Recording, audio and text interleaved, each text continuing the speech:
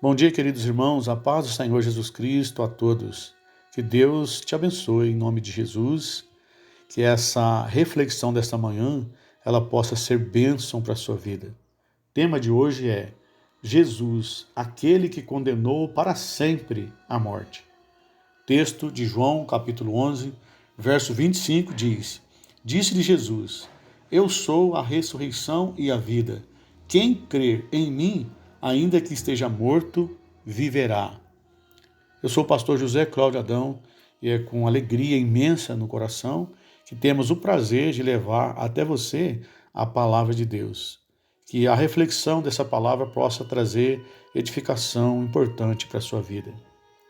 Esse texto de João, capítulo 11, verso 25, Jesus está dando um ultimato na morte. Ele está condenando ela para sempre. Apesar de que ela ainda continua reinando, vai chegar um tempo que ela não vai mais existir. A Bíblia diz lá no Apocalipse que o último inimigo a ser destruído será a morte. Portanto, não haverá mais morte após o arrebatamento da igreja. Jesus Cristo é tido como exemplo máximo de humildade. Filipenses 2, do 5 ao 8.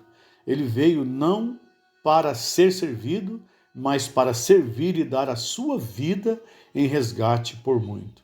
Marcos capítulo 10, versículo 45. Não há, portanto, nenhum sinal de ostentação pessoal quando ele define com clareza absoluta a sua posição central no drama da redenção, especialmente nesta passagem de João 12, 32, quando ele fala: Eu, quando for levantado da terra, atrairei todos a mim. Como foi dito, né? Não seria nenhuma ostentação de Jesus e sem querer também humilhar qualquer outra pessoa. Cristo sabia, ele tinha certeza de que aquela obra que ele estava consumando na cruz, ela seria de fato o antídoto contra o pecado para as nossas vidas. Jesus sabia que era um sacrifício que agradava a Deus e que Deus o aceitaria. E esse sacrifício de Jesus, ele nos colocaria em um patamar diferente da vida.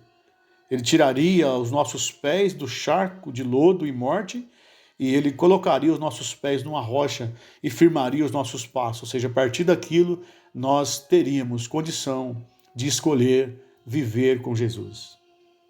Ele atrai todos a si mesmo porque pode salvar totalmente os que por ele se achegam a Deus, vivendo sempre para interceder por eles.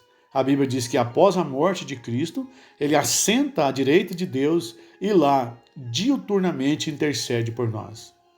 Essa capacidade de salvar aqueles que o pecado havia condenado, Jesus não divide com ninguém. Porque segundo a igreja do Novo Testamento, a igreja do primeiro século, né, segundo o Espírito Santo na boca dos nossos irmãos ali, Pedro, principalmente, não existe nenhum outro nome dado entre os homens pelo qual importa que sejamos salvos. Só Cristo pode nos salvar. Só Ele é a única verdade, só Ele é a única vida. Atos capítulo 4, verso 12, testificado ali pelos nossos irmãos. Jesus explicou a Nicodemo que, como Moisés no deserto levantou uma estaca, uma serpente de bronze, assim também eu, disse ele, devo ser levantado numa cruz, para que todo aquele que crer em mim tenha vida eterna. João 3, 14 e 15. A lembrança da serpente de bronze ajudou Nicodemos a entender o desempenho de Jesus na cruz do Calvário. Qualquer israelita picado pelo veneno daquela cobra, daquela víbora terrível, quando olhava para a serpente de metal que Deus mandou Moisés construir, seria salvo. O mesmo acontece hoje com o pecador que olha para Jesus. Ou seja, aquela serpente ela foi levantada lá para que o antídoto do veneno da serpente que mordia as pessoas ele fosse paralisado. E assim somos nós, porque aquela serpente ela simbolizava Jesus.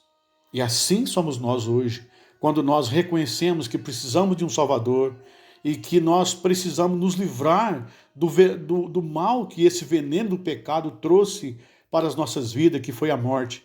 Precisamos olhar para Jesus, admitir que precisamos dele para ser salvo, que sem ele não seremos. E quando nós reconhecemos que somos pecador, que precisamos de perdão e salvação, e quando nós olhamos para Jesus e sentimos que ele é capaz, que ele é suficiente, então esse veneno do pecado ele é paralisado, porque a ação da morte de Jesus paralisa o pecado na vida do homem e dá a ele o direito de ser salvo. A plenitude de Jesus pode ser vista por meio de declarações preciosas, quando ele mesmo afirma ser a água da vida, ou seja, a água que mata a sede da alma, o pão vivo, ou seja, o alimento que sustenta e mata a fome da alma, a ressurreição, aquele que paralisa a morte, a porta, o bom pastor, a videira verdadeira e assim por diante. Jesus é maior que o templo, maior do que Jonas, maior do que Salomão, maior do que Jacó, maior do que Abraão. João 8,53.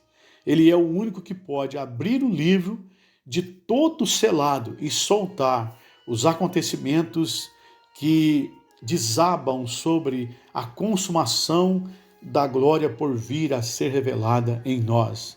Por isso que nós sabemos hoje, quando nós recebemos Cristo, para onde vamos, porque Jesus abriu o livro, e o livro revela, a consumação da história, e aonde está o nome daqueles que Deus escolheu um dia para ser salvo. Creia em Jesus, confia em Jesus, receba Jesus em sua vida. Todos nós precisamos de Jesus para ser salvo. Sem Jesus, nós estamos condenados. Portanto, esse é um dia de oportunidade para nós refletirmos sobre Jesus em nossa vida e querer que Ele seja o nosso Senhor para sempre. Que Deus possa te abençoar. Oremos. Querido Deus, Pai, Filho, Espírito Santo, obrigado, Jesus, por ser o soberano Senhor, por ser aquele que condenou a morte, aquele que deu o ultimato na morte, e um dia ela vai deixar de existir, Senhor, por causa das tuas ações gloriosas na cruz. Que o Senhor venha abençoar o teu povo, a tua igreja. O Senhor venha abençoar a família cristã, venha abençoar os teus servos, Senhor, as tuas servas. Que o Senhor venha curar a enfermidade, que o Senhor venha abençoar a igreja, meu grande Deus.